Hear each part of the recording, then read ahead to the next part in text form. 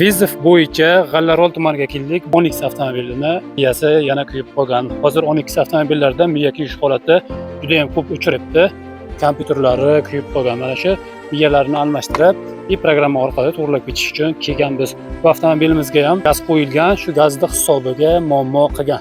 Ikkita narsadan bo'ladi bu. Birinchisi akkumulyator tashib olsa, gazni hisobiga bo'ladi. Основной gazni hisobiga bo'ladi. Bu avtomobilda ham через kompyuter baza bilan chiroyli qilib ideal holatda avtomobilni bitkazib beramiz. Programma qilish holatiga tayyor qilib qo'yamiz. Avtomobilimiz tayyor bo'ldi. Endi zavod qilamiz. Albatta. Ishlashlari ideal. Hurmatli kuzatuvchilar va shopirlarga shu o'rinda bir maslahat berib ketamiz. Onyx Tracker avtomobillarda kompyuter kuyish holatida bir marta emas, 2 marta emas, даже 3 marta ham bo'lyapti. Buni yana o'sha masala bo'yicha gaz noto'g'ri uстановка qilingani yoki akkumulyator tashib olgani holatda bo'ladi. Ayrim tushunmagan ustalar yoki boshqa soha vakillari Onyxda kompyuter kuyishini sababi programma chala yozilgandan deb aytishyapti. Programma chala yozilgan bo'lsa, avtomobil zavod bo'lmaydi. Programma to'liq yozildimi, avtomobil bo'ldi, zavod bo'ladi.